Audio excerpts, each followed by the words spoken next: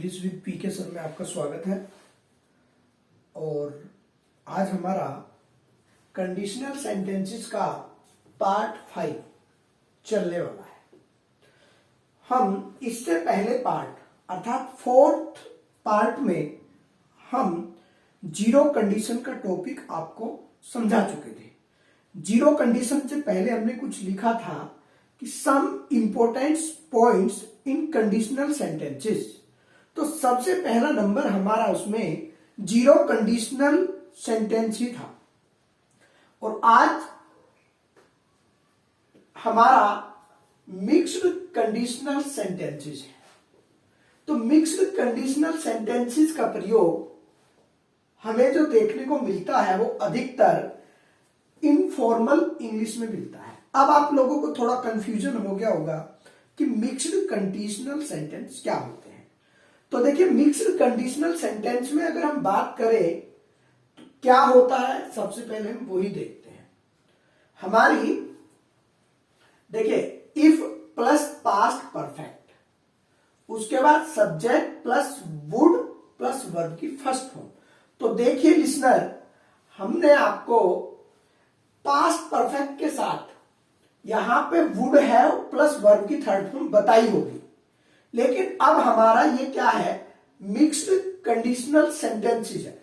तो mixed conditional sentences के अंदर हमारा प्रेजेंट अनलाइकली, ये भी ध्यान रखें आप लोग, इसके अंदर हमारा जो रहता है वो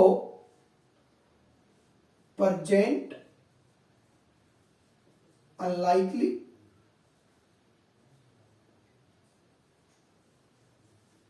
plus past condition plus past condition, दोनों के मिक्स करने को हम क्या बोलते हैं, मिक्स्ड कंडीशनल सेंटेंसेस बोलते हैं। एक बार फिर समझते हैं कि जो हमारी प्रेजेंट अनलाइकली कंडीशन थी या प्रेजेंट अनरियल कंडीशन थी, एक तो ये कंडीशन और एक थी पास्ट कंडीशन, दोनों कंडीशन को मिलाकर हम क्या बोलते हैं, मिक्स्ड कंडीशनल सेंटेंसेस बोलते हैं। तो मिक्स्ड कंडीशनल सेंटेंसेस में हमने कहा कि इफ के साथ पास्ट परफेक्ट आएगा और दूसरे वाले में आपका वुड के साथ वर्ब की फर्स्ट फॉर्म आएगी। जैसे यहां पे हमने देखा, if I had not applied for the job. तो देखिए लिसनर, यहां पे हैड के साथ वर्ब की थर्ड फॉर्म आई है। उसके बाद I would be unemployed now. तो लिसनर, यहां पे देखिए कि हमने कहा कि इफ के साथ पास्ट परफेक्ट आएगा, जो कि यहां पे है, और उसके बाद यहां पे है हमारा, और दोनों के बाद वर्ब की थर्ड फॉर्म आई है। देखिए, यहां के बाद भी वर्ब की थर्ड फॉर्म है और यहां के बाद भी हमारी वर्ब की थर्ड फॉर्म है। अब हम देखते हैं कि इसमें वुड के साथ हमारा वर्ब की फर्स्ट फॉर्म आएगी। तो देखिए यहां पे बी का मतलब वर्ब फर्स्ट है यहां पे, ठीक है लिसनर। तो यहां पे हमारा दोनों को मिक्स हुआ है, दोनों का मिक्स हुआ है। यहां पे पास्ट परफेक्ट है तो यहां पे वुड के साथ वर्ब की फर्स्ट फॉर्म है। अब हम इसके बारे में थोड़ा पढ़ लेते हैं। इसमें इफ आएगा, इस ए कंडीशन में हमारा इफ आएगा, इफ के साथ रिग्रेट या ग्रेटिट्यूड होगा, और उसके बाद सेकंड वाले क्लोज में हमारा imagining the result in present. तो लिसनर, यहां पे देखिए रिजल्ट इन प्रेजेंट, तो हमने यहां पे देखा कि यहां पे रिजल्ट इन प्रेजेंट नाउ जो इंडिकेट कर रहा है वो रिजल्ट इन प्रेजेंट को इंडिकेट कर रहा है। अब हम आते हैं, हमने आपको बताया था कि हमने मिक्स्ड कंडीशनल को दो टाइप में रखा है। तो फर्स्ट टाइप हम ए टाइप कर चुके हैं। अब बी टाइप में हमने क्या कहा है, बी टाइप में कहा है कि इफ के साथ सिंपल पास्ट होगा, सिंपल पास्ट प्लस सब्जेक्ट और वुड हैव के साथ वर्ब की थर्ड फॉर्म, उसके बाद ऑब्जेक्ट। तो अब हम देखते हैं यहां पे, if I spoke better English, I would have got the job. तो लिसनर, यहां पे हमने देखा कि पास्ट इंडेफिनिट के साथ वुड हैव का प्रयोग हुआ है। जो कि इन दोनों के मिक्सचर से ही बना है। यहां पे हमारा पास्ट इंडेफिनिट है और यहां पे वुड हैव के साथ वर्ब की थर्ड फॉर्म है। ऐसे हमने यहां पे देखा, if he were so good, if he were so good he would have won the match. तो लिसनर हमने यहां पे देखा कि ये भी हमारा पास्ट इंडियन मतलब सिंपल पास्ट है और सिंपल पास्ट के दोनों वाक्यों में वुड हैव के साथ वर्ब की थर्ड फॉर्म। अब हमने इसको कहा है हिपोथेटिकल जनरल कंडीशन, अर्थात इफ वाली जो क्लोज है, ये वाली इफ वाली जो क्लोज है हमारी, ये हमारी क्या है, हिपोथेटिकल जनरल कंडीशन और इमेजिनरी रिजल्ट इन पास्ट। तो यहां पे हमने देखा कि इसमें रिजल्ट इन पास्ट में आता है। ठीक है, अब हम आते हैं, हमने मिक्स्ड कंडीशनल सेंटेंसेस अगर हम बात करते हैं कॉम्पिटिटिव के हिसाब से तो मुश्किल ही हमें देखने को ये मिलता है। तो लिसनर ध्यान रखें, मिक्स्ड कंडीशनल सेंटेंसेस अधिकतर हमें कंपटीशन में देखने को नहीं मिलता है। बस ये आपकी जानकारी के लिए हमने बता दिया है कि मिक्स्ड कंडीशनल सेंटेंसेस भी होता है। अब नेक्स्ट है हमारा थर्ड पॉइंट, इसमें इन्वर्जन या इन्वर्टेड कंडीशंस। हालांकि मैं आपको पहली, दूसरी और तीसरी तीनों कंडीशन में इस टॉपिक को पढ़ाता आया हूं, लेकिन आपको इसे क्या बोलना है, इन्वर्जन या इन्वर्टेड कंडीशंस। जब कंडीशनल सेंटेंसेस में इफ को ओमिट करते हैं, इफ को अर्थात जब हम इफ को हटा देते हैं और सेंटेंस के शुरुआत में हम शुड, वर और हैड का प्रयोग करते हैं, तो लिसनर आपको बताया भी गया होगा कि यदि का अर्थ हम शुड के लिए भी पढ़ते हैं। अगर हम कहें कि इफ का जो प्रयोग होता है, इफ का प्रयोग हम शुड के लिए भी करते हैं, या हम कह सकते हैं कि शुड का प्रयोग यदि के सेंस में भी किया जाता है। तो हमने शुरुआत में, तीनों वाक्यों के शुरुआत में इफ को हटाया है और इफ को हटाकर हमने पहले वाक्य में शुड को रखा है, should you work hard you will pass. तो यहां पे आप देख सकते हो, आप इसे ऐसे भी कह सकते हो, इफ यू, अर्थात इफ यू वर्क हार्ड। अब हम देखते हैं सेकंड वाक्य में हमारा क्या है कि were he a bird he would fly in the sky. तो हम इसे ऐसे भी कह सकते हैं, इफ ही वर। तो लिसनर हमने देखा कि हम इस टॉपिक को आपके तीनों जो कंडीशनल सेंटेंसेस आपको बताई थी, present likely condition, present unlikely condition और पास्ट कंडीशन, मैंने आपको ये तीनों के तीनों सेंटेंसेस को ये वहां पे भी मैंने आपको समझाए होंगे। तो आप ध्यान रखें इस बात का कि इफ को ओमिट करने के बाद हम सेंटेंस के शुरुआत में हेल्पिंग वर्ब का प्रयोग करेंगे। यहां पे हमने शुड का प्रयोग किया, यहां पे हमने वर का प्रयोग किया और यहां पे हमने हैड का प्रयोग किया। Had you worked hard you would have past. तो हमने यहां पे देखा कि हम यहां पे कह भी सकते थे if you had worked hard. तो लिसनर हम आपको तीनों के तीनों इस तरह के वाक्य है, इससे पहले वाले लेक्चर में भी हम आपको समझा चुके हैं, पर आपको पता होना चाहिए कि इन्वर्टेड कंडीशनल सेंटेंस क्या होता है। जब सेंटेंस के शुरुआत में हम इफ का प्रयोग न करें और इफ को हटाकर हम शुड, वर या हैड और उनके तुरंत बाद हम सब्जेक्ट का प्रयोग करें, तो वो हमारा इन्वर्टेड कंडीशनल सेंटेंस कहलाता है। अब हम कुछ फोर्थ पॉइंट देखते हैं, जैसे कि हमारे कंडीशनल सेंटेंसेस में कुछ पॉइंट्स चल रहे हैं। तो हमने कहा कि अदर कंडीशनल कंजक्शंस। अब तक तो हम लोग इफ वगैरह ही पढ़ के आए हैं या कंडीशन पढ़ के आए हैं। अब इनसे अलग भी हमारे कुछ कंजक्शंस हैं जो कंडीशनल सेंटेंसेस में प्रयोग किए जाते हैं।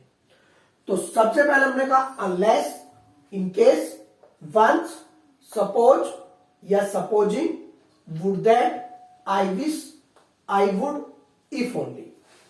और है हमारा कि प्रोवाइडेड और provided that so long as on condition that. तो हमने यहां पे देखा कि इन सभी का अर्थ है बशर्ते। किस किस का? हमारा ये है प्रोवाइडेड, प्रोवाइडेड दैट और so long as और ऑन कंडीशन दैट। इन चार कंडीशन जो ये हमारे चार कंजक्शन है, इन चारों का अर्थ है हमारा बशर्ते। और उसके बाद हमने कहा कि would that, I wish, I would और इफ ओनली, इनका अर्थ है काश। काश या मेरी इच्छा है। तो हमने कहा would that he were a king, काश की वह एक राजा होता। फिर हमने कहा आई wish I had money now, मेरी इच्छा है कि मेरे पास अब धन हो। उसके बाद if only I had not met her, यहां पे मेट है, MET met, met her last year, काश कि मैं उससे पिछले साल न मिला होता। तो यहां पे हमने देखा कि वुड दैट, आई विश और आई वुड और इफ ओनली, इन चारों का जो अर्थ है वो काश के लिए है। और हमने इन चारों को जो किया है, इन चारों का अर्थ अधिकतर हम काश के सेंस में पढ़ते हैं। अब हम इनको जो ये हमारे कंजक्शंस है, इनको एक एक करके देखते हैं और उनके दो दो तीन तीन सेंटेंस देखते हैं। तो पहला है अनलेस। तो देखिए लिसनर, अनलेस का प्रयोग इफ और नोट के स्थान पर किया जाता है। अर्थात हम कहें कि अनलेस हमारा क्या होता है? अनलेस हमारा इफ और नोट के स्थान पर हम अनलेस का प्रयोग करते हैं। तो हमें जो हिंदी में अर्थ मिलता है यदि या अगर नहीं, अर्थात हमें अनलेस के लिए यदि अगर नहीं के बदले ऐसे भी मिल सकता है, जब तक नहीं तब तक नहीं। हम इसकी हिंदी देखते हैं, unless you work hard they can not pass. हमने कहा कि यदि तुम मेहनत नहीं करोगे तो तुम पास नहीं हो सकते हो। हम इसे ऐसे भी तो कह सकते हैं, जब तक आप मेहनत नहीं करोगे तब तक आप पास नहीं हो सकते। तो यहां पे हम देखते हैं, और जब तक आप अधिक धन नहीं उगाओगे या अधिक अन्न नहीं उगाओगे तब तक आप धनी नहीं हो सकते हो। तो हमने कहा कि जब तक आप, या तो आप जब तक बोल दें या बोल दें यदि आप अधिक अन्न नहीं उगाओगे तो आप धनी नहीं हो सकते हो। तो अब हमने यहां पे देखा कि अनलेस का प्रयोग क्या है। और लिसनर एक बात और ध्यान रखें आप कि अनलेस के स्थान पर आपको कभी भी अनटिल का प्रयोग नहीं करना है, क्योंकि अनटिल जो हमारा कंजक्शन है वो एडवर्ब क्लोज ऑफ टाइम का कंजक्शन है और अनलेस हमारा एडवर्ब क्लोज ऑफ कंडीशन का कंजक्शन है। अब हमने कहा नेक्स्ट है हमारा इन केस। यदि के स्थान पर हम इन केस का प्रयोग कर सकते हैं। तो उसने कहा कि इन केस का प्रयोग हम कर तो सकते हैं, लेकिन इसका प्रयोग करने के लिए हमें क्या करना होगा? हिंदी तो अगर या यदि ही रहती है, हम इफ के स्थान पर इन केस का प्रयोग कर सकते हैं, लेकिन कब? जब संभावना के प्रति सावधानी बरतनी हो। जब हमें क्या करना हो? संभावना के प्रति अधिक सावधानी बरतनी हो। अर्थात हम कह सकते हैं कि बाद में आने वाली, हमने कहा avoid a possible problem later on. अर्थात हम इसे हिंदी में अगर कहें कि बाद में आने वाली संभावित समस्या को बचाना। तो इसलिए हम ध्यान रखें कि हम यदि के स्थान पर या हम कहें कि इफ के स्थान पर हम इन केस का भी प्रयोग कर सकते हैं। जैसे कि हमने कहा यहां पे अगर वर्षा हो तो छाता ले लो। तो देखिए यहां पे वर्षा हो रही है तो हमने पहले ही सावधानी बरती कि वर्षा हो, अगर हम छाता लेके नहीं जाएंगे तो बाद में हमें समस्या होगी। तो उस समस्या से पहले ही बचने के लिए हमें छाता लेना होगा। तो हमने कहा take an umbrella in case it rains. तो लिसनर यहां पे आप इन केस को शुरुआत में भी लगा सकते हो, in case it rains comma take an umbrella, दोनों में कोई अंतर नहीं है। यदि बीमार पड़ जाओ तो यह दवा खाओ। तो देखिए यहां पे बीमार पड़ रहा है अगर कोई व्यक्ति, तो हमें सावधानी क्या बरतनी है कि ये दवा खानी है। तो हमने कहा take this medicine in case you fall ill. तो यहां भी हमने देखा कि यहां पे हमने सावधानी से काम किया है। अगर हम कहें नेक्स्ट है हमारा वंस। वंस का अर्थ वैसे तो एक बार होता है, लेकिन जब बात हम करते हैं कंडीशनल सेंटेंसेस की, तो कंडीशनल सेंटेंसेस के अंदर वंस का अर्थ होता है यदि या अगर। यदि एक बार या हम कहें अगर एक बार। तो हमने कहा यदि एक बार निर्णय करो तो उस पर डटे रहो। तो यहां पे देखिए लिसनर, हमने जो लिखा है यदि एक बार, तो हमें यहां पे ऐसे नहीं कहना है एक बार निर्णय करो, तो हिंदी हमारी गलत हो जाएगी। तो हमें कहना है यदि एक बार निर्णय करो तो उस पर डटे रहो। Once you take a decision stick to it. तो हमने नेक्स्ट सेंटेंस लिखा है यदि एक बार प्रतिज्ञा करो तो उसे निभाओ। तो लिसनर हमने इसे चेंज किया है once you make a promise keep it. तो लिसनर हमने यहां पे आज कंडीशनल सेंटेंसेस का पार्ट 5 देखा है, और अभी हमारे अदर कंडीशनल कंजक्शंस अभी रह भी रहे हैं, जिनमें हमारा सपोज, सपोजिंग और ये सब रह रहे हैं। तो लिसनर मैं आशा करता हूं कि आपको ये हमारा पार्ट बहुत अच्छा समझ में आया होगा, और बहुत जल्दी ही हम इसके जो अन्य कंजक्शन है वो नेक्स्ट वीडियो में लेकर आएंगे। और तब तक के लिए आपको नमस्कार।